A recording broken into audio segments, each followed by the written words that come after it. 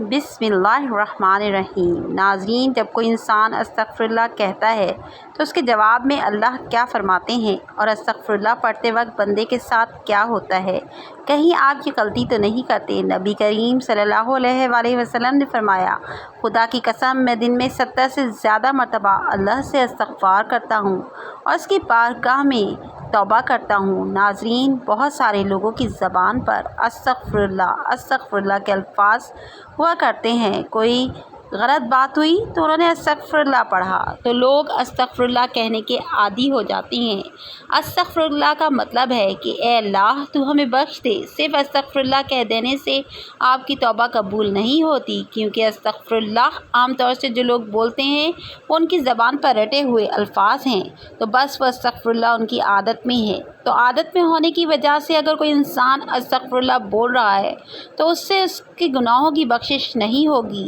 جب کوئی انسان اللہ کی بارگاہ میں توبہ کرتا ہے تو اللہ تعالیٰ 7ویں آسمان سے پہلے آسمان پر آ کر ایک خاص نگاہ ڈالتا ہے، ایک توجہ فرماتا ہے اور بندے سے کہتا ہے، میرے بندے آؤ، میں کب سے تیرے انتظار میں تھا، لوٹ آؤ، اپنے رب کی مرضی کی طرف لوٹ آؤ، اپنے رب کی مغفرت کی طرف۔ ایک جگہ اللہ فرماتا ہے، اے لوگوں، ایسی جنت کی طرف دوڑو جس کی چوڑائی اور لمبائی آسمان و زمین کے برابر ہے، اور اپنے رب کی مغفرت کی طرف دوڑو۔ تو اس لیے جب کوئی بندہ اللہ تعالیٰ کے سامنے توبہ کرتا ہے یا استغفر اللہ پڑھتا ہے تو اللہ تعالیٰ 70 مرتبہ جواب میں اس کو لبیک کہتا ہے۔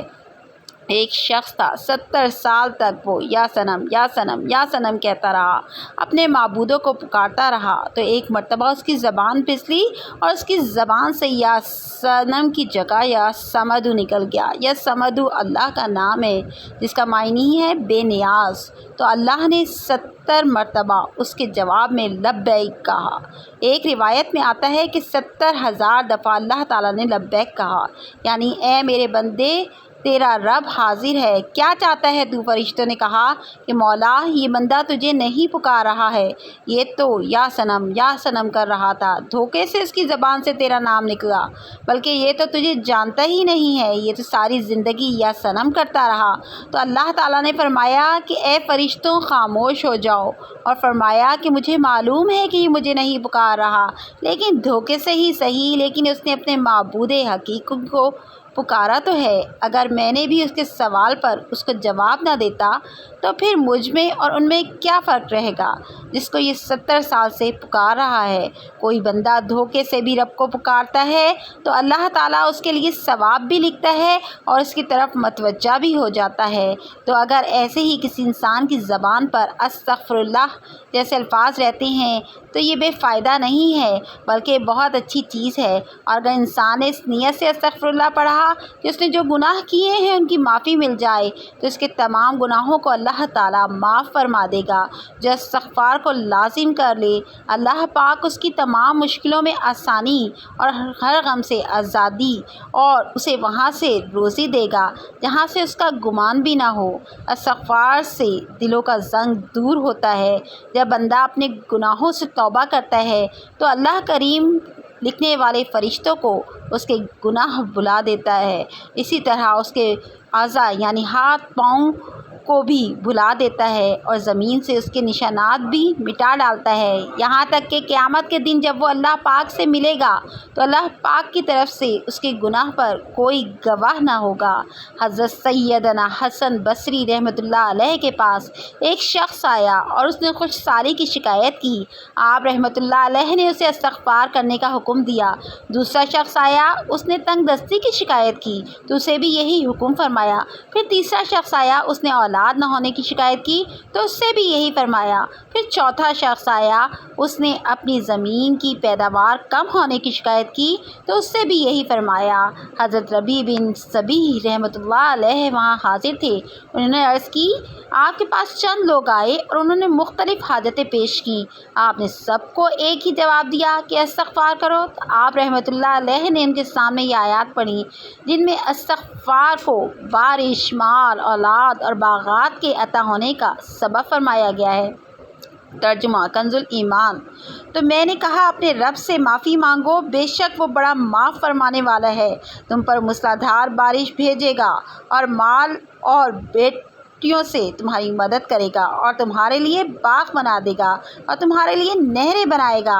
بندہ کسی گناہ کو اللہ تعالیٰ کی نافرمانی جان کر اس کے کرنے پر شرمندہ ہوتے ہوئے رب سے معافی مانگے اور آئندہ کے لیے اس گناہ سے بچنے کا پکا ارادہ کرے اور اس گناہ کی تلافی کے لیے کوشش کرے، مثلا نماز قضا کی تھی تو اب ادا بھی کرے، چوری کی تھی یا رشوت لی تھی تو بعد توبہ کرے اور وہ مال اصل مالک یا اس کے ورثہ کو واپس کرے یا معاف کروا لے، اور اگر اصل مالک یا ورثہ نہ ملے تو ان کی طرف سے راہ خدا میں اس نیت سے صدقہ کرے کہ وہ لوگ جب ملے اور صدقہ کرنے پر راضی نہ ہوئے تو اپنے پاس سے انہیں واپس دوں گا۔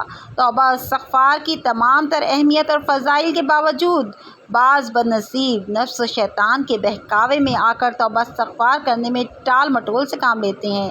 توبہ کا موقع ملنا بھی بہت بڑی سعادت کی بات ہے۔ بہت سے لوگوں کو توبہ کا موقع بھی نہیں ملتا اور وہ بغیر توبہ کیے اس دار فانی سے چلے جاتے ہیں۔ موت کا کوئی بھروسہ نہیں، اس لیے ہمیں بھی باکثرت توبہ و استغفار کرنی چاہیے۔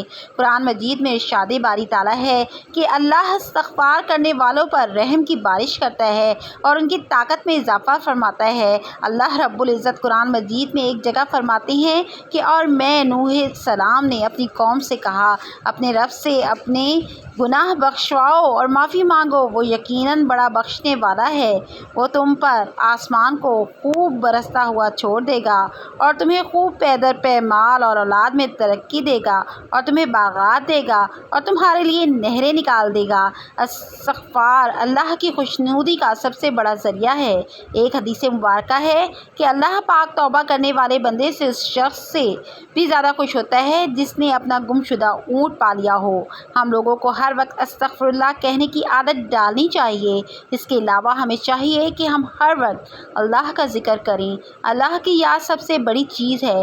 آپ صلی اللہ علیہ وآلہ وسلم نے فرمایا کہ اٹھتے بیٹھتے چلتے پھرتے اللہ کا ذکر کیا کرو۔ جو لوگ اللہ کا ذکر کرتے ہیں وہ زندہ ہیں، جو اللہ کا ذکر نہیں کرتے وہ مردہ ہیں بلکہ مردار ہیں۔